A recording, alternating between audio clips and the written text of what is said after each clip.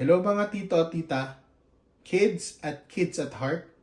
This is Tito Loy and welcome sa channel. So, ayun na nga. Siguro ito na yung tamang panahon para ikwento ko kung paano ba talaga nagsimula ang pagkaumaling natin sa bagong bisyo na to. Ang paglalaro ng RC. Alam ko medyo late na tong video na to kasi nagamit ko na tong RC nito sa iba't ibang lakad. May mga bangas na siya at ang dumi pa.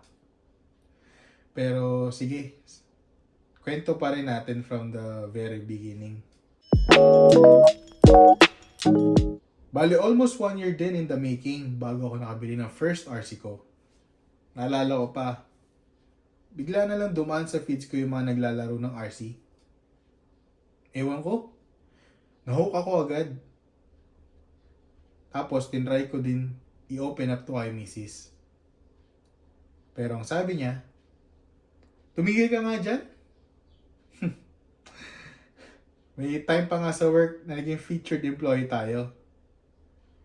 Tinanong ko kung anong hobby ang gusto kong pasukin. At walang kaabog-abog, sinabi ko. RC crawling.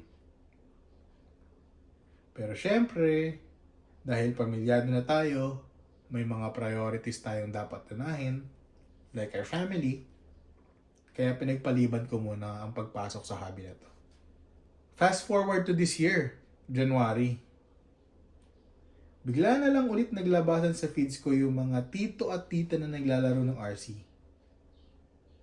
Kaya sabi ko sa sarili ko, siguro naman, naging mabait ako daddy last year.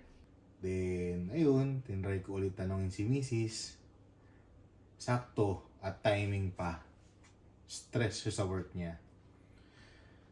Kaya, ayun. Sabi ko sa kanya, baka mami, kailangan mo ng outlet to release your stress. So, ayun na. Nagkaroon ako ng chance para itanong yon. At alam niyo na kung saan papunta yon. Doon ko siningit. Laro kaya tayo ng RC while walking.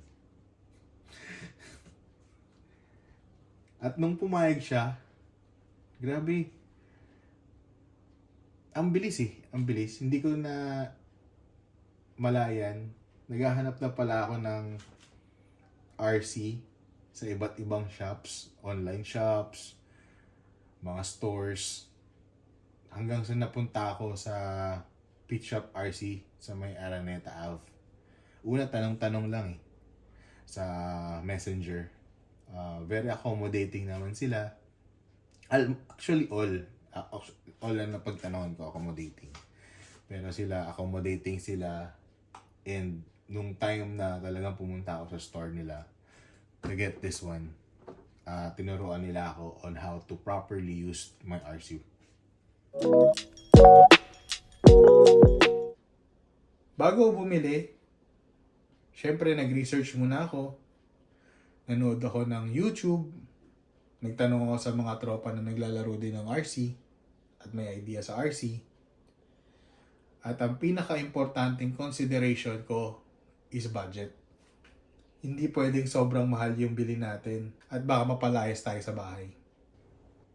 So from all the RC that I've researched, lahat yun magaganda talaga. Lahat sila magaganda. Nauwi ako sa dalawang brand ng RC.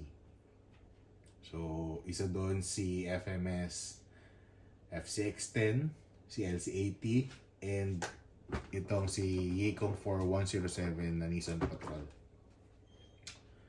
Pero ewan ko, tumibok talaga yung puso ko dito sa Patrol kasi siguro isa na rin yung parang childhood favorite car or dream car ko talaga ang Patrol. And simula nung natuto ako mag-drive, Patrol na talaga yung nilook forward kong mag-drive. For me, okay din siya as a starting setup. Kasi nakikita niyo naman, ganda ng play. Matigas yung plastic, dami ng talembang neto, dami ng tumba neto. Matigas naman siya. Isa pang feature na nakita ko is meron siyang tank turn, then meron siyang diff lock. May mga ilaw din siya pag gusto kong night trail or night walk.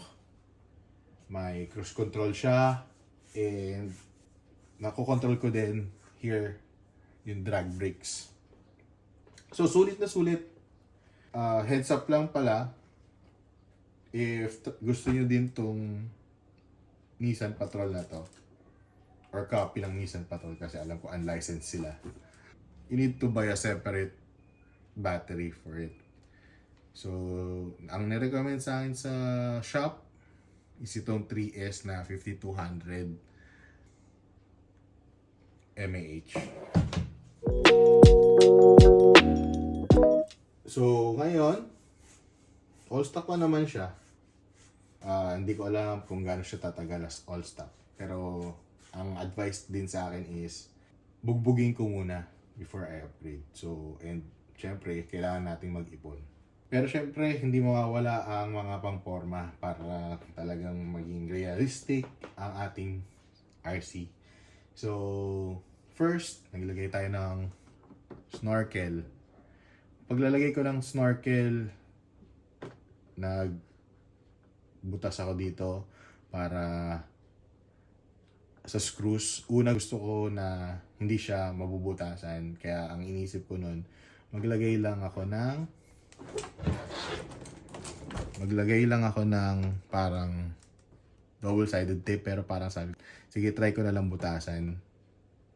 So, okay naman, naging malinis naman yung gawa ko. Next is, naglagay ako ng antena. Yan.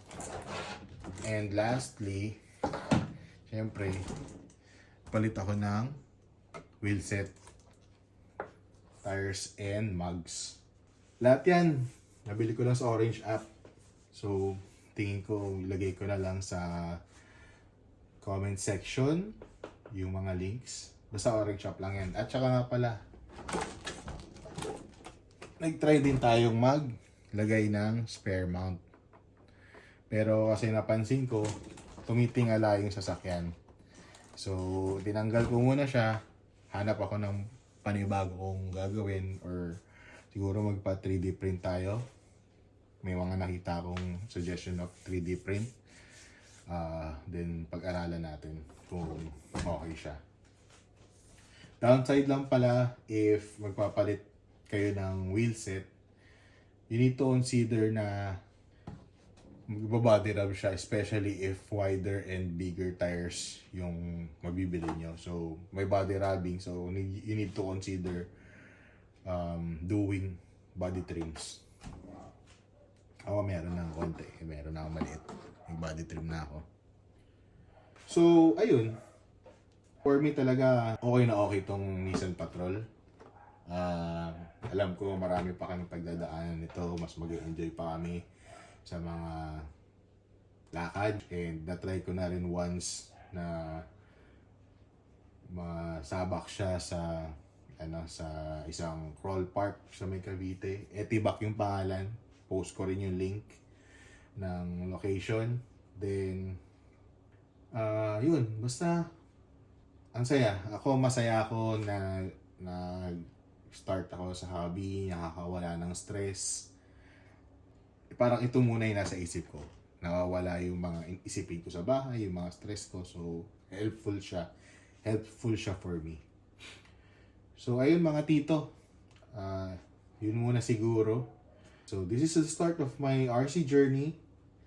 Kung gusto nyo makita yung mga future upgrades nitong Patrol na to, mga lakad namin, mga trails, don't forget to like, subscribe, and samahan nyo ako sa magiging journey ko sa paglalaro ng RC. Maraming salamat and enjoy sa ating lahat.